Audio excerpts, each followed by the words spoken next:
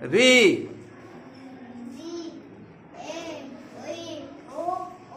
এইগুলো হচ্ছে স্বরবর্ণ, মনে রাখবে।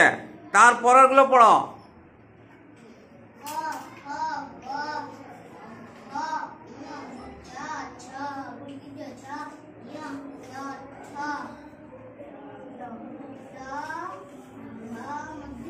হ্যাঁ, এইগুলো হচ্ছে ব্যঞ্জন বর্ণ। আরো ব্যঞ্জন বর্ণ আছে, আমি অত লেখি নেই।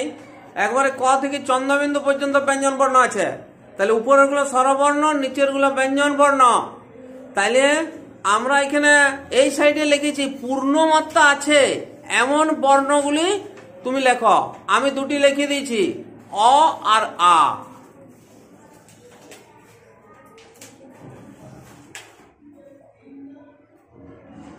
রস্যই ঠিক আছে।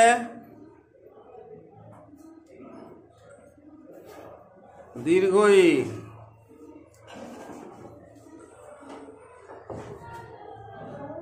রস্য,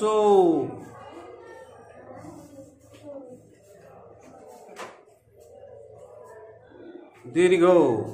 এবারে পূর্ণমাত্রা কোথায় আছে দেখো।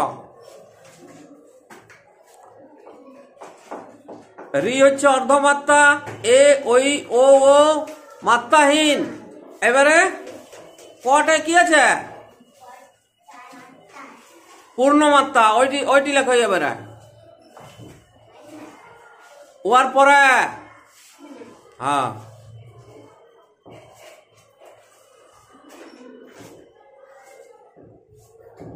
কয়ের পরে কোনটায় মাত্রা আছে দেখো, পূর্ণমাত্রা। ঘটা লেখো।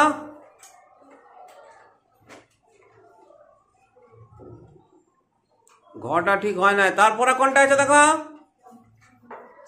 চ আছে, ছ আছে, বর্গীয় আছে, আর নিচে ঠ আছে, ড আছে, ঢ আছে। তাহলে তুমি এখন খ লিখেছ, তারপরে ঘ, ঘয়ের পরে লেখো চটা, চ ছ দুটো লিখে দাও। হ্যাঁ,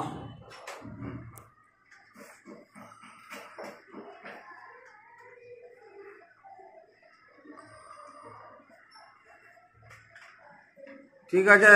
তুমি চলে আসো ঈশা, ওখানে সাদা চকটা নিয়ে তুমি লেখো।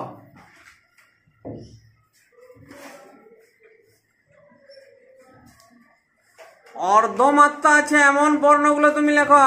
একটি আমি লিখে দিয়েছি,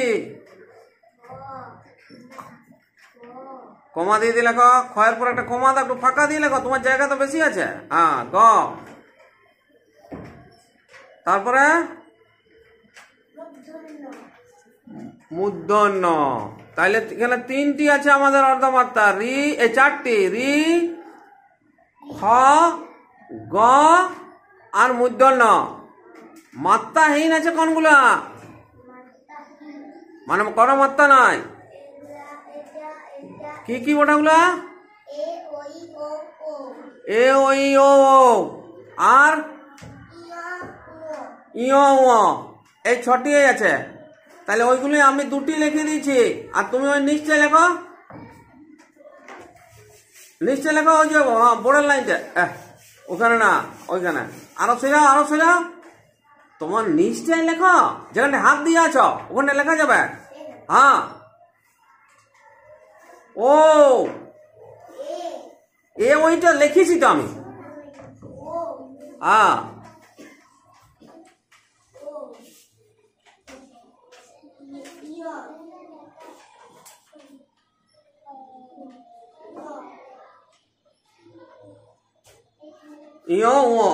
ঠিক আছে। তাহলে আমরা এখানে আজকে স্বরবর্ণ কোনগুলো দেখলাম, অ থেকে ও, ব্যঞ্জন বর্ণ দেখলাম, ক থেকে চন্দ্রবিন্দু কিন্তু আমি লিখেছি কিছু। এইবারে তার মধ্যে কোনগুলো পূর্ণমাত্রা